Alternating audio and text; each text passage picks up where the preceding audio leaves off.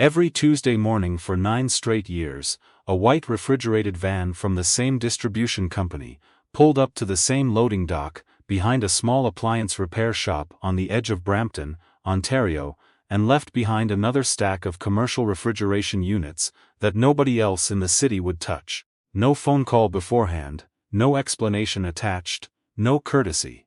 Just a work order stapled to a unit that had already been rejected by 2 larger service centers, a damage waiver releasing the company from liability, and a turnaround deadline that assumed the man receiving it had nothing else going on in his life. He always did, but he always met the deadline anyway. Gordon Ashby was 44 years old, and had the kind of hands that told his whole story without him saying a word. Thick across the knuckles, permanently discolored along the fingertips from years of contact with refrigerants and solder, a scar along his left thumb, from a compressor bracket, that slipped on a February morning 8 years ago, when he was working alone at midnight, because that was the only time he had. He was broad through the shoulders, kept his dark hair cut short out of habit rather than vanity, and had the particular posture of a man who spent most of his working hours crouching beside equipment that sat low to the ground. Not a man who looked impressive in a boardroom, the kind of man you walked past without registering, right up until the moment you needed something fixed that nobody else could figure out. His shop sat on a service road between a sheet metal fabricator and a discount flooring warehouse. Ashby Appliance and Refrigeration. The sign above the door had been his father's, repainted once. The parking lot had 3 spaces, and a crack running the full width of the asphalt that appeared every spring, and got a little longer every year. Inside, the front counter was clean, and the back bay was organized in the specific way that only makes sense to the person who organized it. A logic of proximity and frequency that Gordon had developed over years of working alone and needing to find things fast. He had not always worked alone. 7 years earlier, Gordon's wife, Patricia, had died of an aggressive form of ovarian cancer that moved faster than any of the doctors had prepared them for. She was 38. Their daughter, Megan, was 6 at the time. The kind of age where you understand that something enormous has happened, but your brain doesn't yet have the architecture to hold it properly.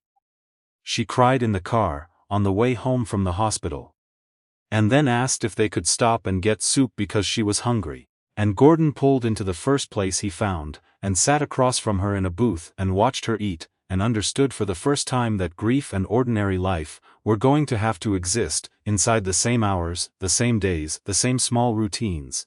Indefinitely. He had no backup plan. The shop was already his. It had been his father's before that, a general repair business that Gordon had steered toward commercial refrigeration because the margins were better and the work was less seasonal.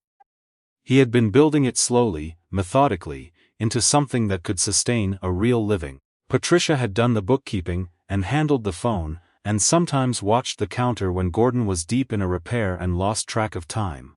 After she died, Gordon absorbed every part of it, all of it, every hour of it, built around school drop-off at 8:15 and pick-up at 3:30, and dinner at 6, and Megan's reading time at 7:30, and lights out at 8, and then back to the bench until midnight or later. No vacations, no sick days, no one to call when things broke down. Then 9 years ago, the white van started showing up. Coldstream Distribution was one of the larger commercial food service companies operating across southern Ontario. Restaurants, supply chain, grocery contracts, institutional clients. Their refrigeration fleet was maintained through a patchwork of service agreements with regional shops. And somewhere in their system, Gordon's shop had been flagged as a secondary contractor. The fallback when units from primary service providers unresolved. He never received a contract in the formal sense. Just the work orders, just the vans, just the expectation that he would manage it. The units they sent were genuinely difficult. Industrial blast chillers with intermittent faults that disappeared under diagnostic testing and reappeared under load. Walk-in condenser systems with noise complaints that turned out to be vibration harmonics nobody had bothered to trace properly. A series of commercial ice makers from a single manufacturing batch that had a design flaw in the water inlet valve assembly that Coldstream's own technicians had written off as user error before Gordon pulled one apart and showed them it wasn't. He fixed what they sent. He sent invoices. The invoices got paid, slowly, through a vendor portal that required a login he'd reset twice, because he could never remember the password. No one called to say thank you, no one called about anything, just the van, just the work orders, just the deadlines. The person at the top of Coldstream Distribution was a woman named Elaine Marchand. She had taken over as CEO 6 years ago after a decade of building her reputation in supply chain logistics, first in Montreal, then in Toronto. She was 41, sharp in the particular way that made people slightly uncomfortable in meetings, because she asked the second question before most people had finished processing the first. Business press in Ontario covered her favorably. She had expanded Coldstream's grocery distribution contracts by 40% in 3 years, and secured a partnership with a national food service chain that had been chasing for 2 years before her. Her name appeared on lists. Her photograph appeared in profiles. She built systems that scaled. What she did not do, at any point in the 6 years she ran Coldstream, was look at the secondary contractor list. Why would she? It was a legacy arrangement, an operational detail, something managed several levels below where she operated. The vendor ID in the system was just a number. The repair costs were a rounding error in a budget the size of Coldstream's. If she had ever been asked about the small shop in Brampton that quietly resolved the equipment failures, her primary service providers sending back unresolved, she would have had nothing to say, because she did not know it existed. That changed in March. The collapse, when it came, did not arrive all at once. It arrived the way most serious failures do, as a series of individually manageable problems that turned out not to be individual at all.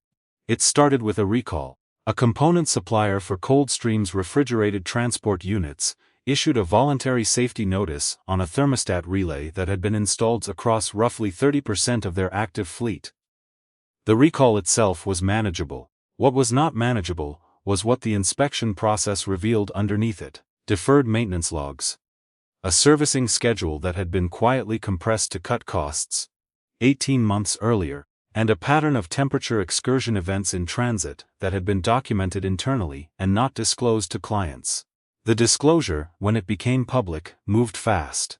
2 grocery chains suspended their contracts pending review. A restaurant group launched a legal claim. The Provincial Food Safety Authority opened an inquiry. 3 of Coldstream's senior operations staff resigned within 10 days.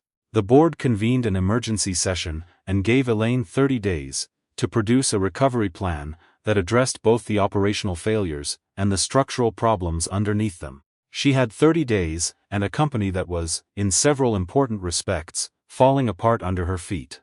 The recovery plan required, among other things, an accelerated audit of every piece of refrigeration equipment in Coldstream's facilities and contracted storage network. Units that were flagged as underperforming needed to be assessed, repaired, or decommissioned before the provincial inquiry concluded its review. Coldstream's primary service providers, already stretched, told her they couldn't turn the volume around in the required timeframe. A secondary firm she brought in for overflow quoted a timeline that was 3 weeks past her deadline. It was during this process that someone in Coldstream's facilities department pulled up the full secondary contractor list for the first time in years and noticed something. There was a vendor in Brampton, small shop, sole operator, who had been quietly resolving their hardest calls for nearly a decade. Resolution rate on units sent to him, 94%. Average turnaround, significantly below the company's contracted standard. No complaints on file, no escalations. No calls asking for extensions. The analyst who flagged it brought it to the operations director, who brought it to Elaine. She read the file twice. 9 years of work orders, dozens of units. Units that her primary providers had sent back unresolved, and that had come back from this one shop in Brampton fully functional. Savings. When she asked someone to calculate the indirect cost avoidance, that ran into figures that made her go quiet for a moment. She knew the name on the vendor account, Gordon Ashby. She had never said it out loud before. Elaine Marchand did not send an assistant. She did not schedule a call through the vendor portal. On a Thursday morning in late March, she drove herself to Brampton in her own car, found the service road, found the parking lot with the 3 spaces and the crack in the asphalt, and walked through the front door of Ashby Appliance and Refrigeration. Gordon was in the back bay. She could hear the sound of a refrigerant recovery unit running. The front counter was empty. There was a bell, the old mechanical kind, and she rang it and waited. He came out wiping his hands on a cloth, registered that someone was standing at the counter who was not a regular customer, and looked at her without recognition for a moment. She told him her name. There was a pause. Not hostile, not warm.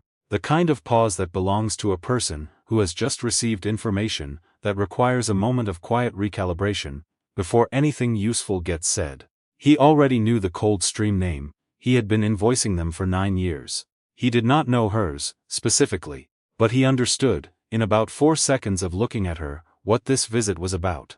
Not because of anything she said, because people who run small operations on service roads in Brampton do not generally receive unannounced visits from people dressed the way she was dressed, unless something has gone wrong at a scale that requires it.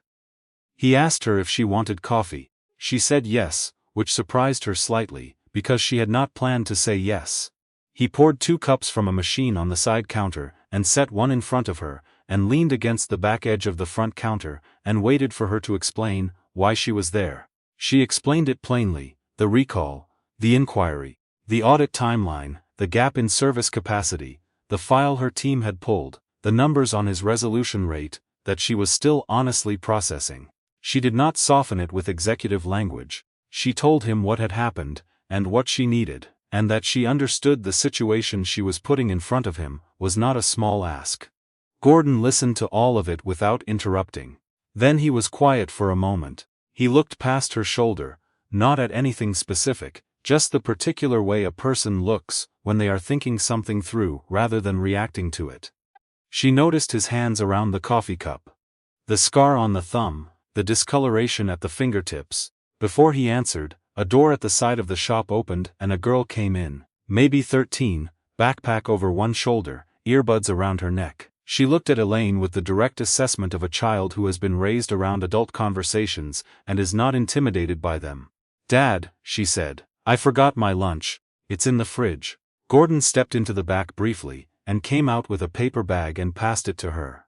She looked at Elaine again on her way out, curious but not rude, and pulled the front door shut behind her. The shop was quiet again. "That's Megan," Gordon said. "She's at the middle school 3 blocks over." He said it simply, the way you mention something that is central to your life, but that you have stopped explaining, because it doesn't need explaining to you anymore. Elaine understood in that moment, more than she had expected to understand. This was not just a business she was asking for help. This was the whole structure of a life, built around an equation of survival that had been running for years, without acknowledgement from the company she ran: the lunch bag, the 3 blocks. The paper bag handed off between repairs.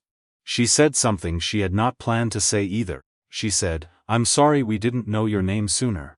Gordon looked at her. She could not fully read his expression. It was not anger, it was something older than anger. The particular expression of a person who has long since stopped expecting acknowledgement, and therefore, does not quite know what to do when it arrives. He said he would look at what she was dealing with, and give her an honest assessment, within 24 hours of seeing the units. He was not promising a timeline he didn't know yet was possible. He was promising honesty. That, she thought, was already more than she'd been getting from the firms charging 3 times his rate. Before we go further, do you think companies often only realize who's been holding things together after it's already starting to fall apart? Drop a comment. It happens more than most people want to admit. What followed was 6 weeks of work that Gordon later described to no one in particular, because there was no one, in particular, to describe it to, as the strangest professional experience of his life. Coldstream's facilities team brought units to his shop in volume that exceeded his capacity to intake them all at once. He set up a triage system. He worked through the diagnostics with the precision he had developed over years of having no one to ask for a second opinion, and therefore having to be right the first time. He identified 2 categories of units: those that could be restored to spec, and those that were fundamentally compromised.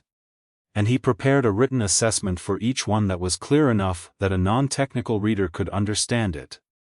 This was not something Coldstream's other service providers had done. Their reports used language that obscured rather than clarified. Gordon's documentation was plain. Here is the problem, here is what was done, here is why it will or will not hold. Elaine read every report herself. She began coming to the shop not to supervise but to understand. She would arrive in the late afternoon, after the main work of the day was done, and ask questions that were genuine, rather than performative. She wanted to understand the failure patterns, not just the outcomes. Gordon answered her the same way he answered all technical questions. Directly, without padding, with the specificity that only comes from actually having your hands on the thing being discussed. She also saw, over those 6 years, the rhythm of his life. The 3:30 pause in work when he went to pick up Megan. The way he had arranged the bench, so that a stool could be pulled up beside it, and a homework folder could be spread out while he worked. The dinner that appeared from somewhere around 6. Simple, consistent, not elaborate. Because elaborate was not the point. The point was reliable, the point was present. She had spent 6 years optimizing systems, and had not thought to look at what sat underneath them. The inquiry concluded in late April. Coldstream's recovery plan was accepted with conditions. 2 of the suspended grocery contracts were reinstated. The legal claim from the restaurant group was settled. The company was not whole, it had lost ground it would spend years recovering, but it had not collapsed. The provincial authority noted, in its findings, that the speed and quality of the equipment audit had demonstrated meaningful corrective action.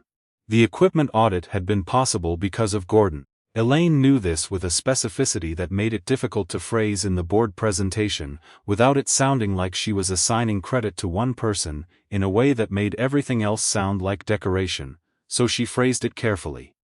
But she knew, in May, she offered him a position, not a consultant role, not another vendor arrangement, a formal position, Director of Equipment Integrity, a title she had created, because nothing existing in Coldstream's org chart accurately described what she needed him to do. The role was permanent, came with a salary that was more money than Gordon had made in any single year of running the shop, included benefits Megan had not had since Patricia's benefits lapsed after she died, and had a structure that Elaine had spent 2 weeks designing to work around school hours, school holidays, and the rhythm of a single parent's life.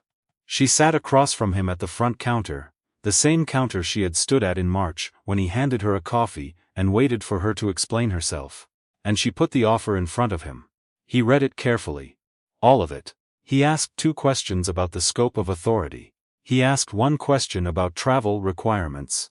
She had anticipated all 3 questions, and had answers ready, because she had learned in 6 weeks that Gordon did not ask questions he did not need answered. Then, he said he needed a day.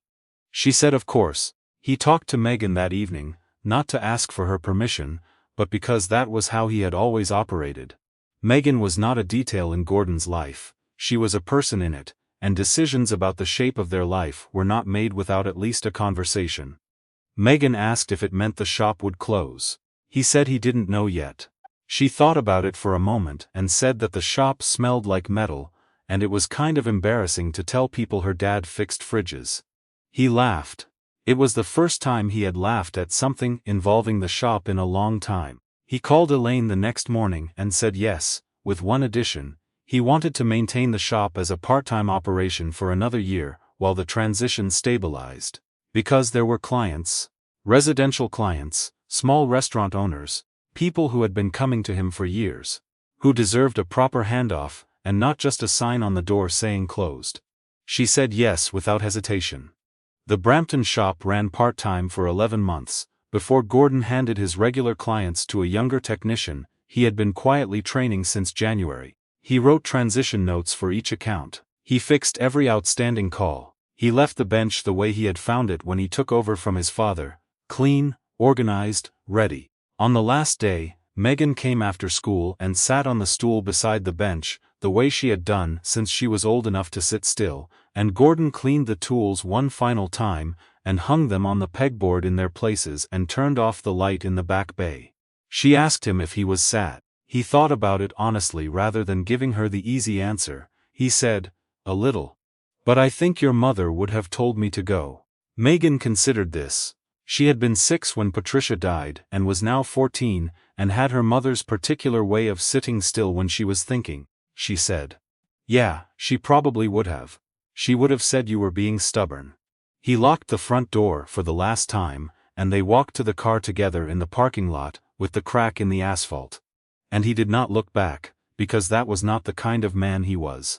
The people who run things at a distance, who measure performance in spreadsheets and vendor resolution rates and quarterly cost variance, are not always wrong to use those tools. Numbers tell real stories, efficiency matters, scale requires abstraction. But sometimes, inside the numbers, there is a person who has been holding something together through nothing more than competence and discipline, and the specific stubbornness of someone who has no one else to rely on. And the system keeps sending them the hard problems, because the system has learned, without ever acknowledging it learned, that the hard problems get solved there.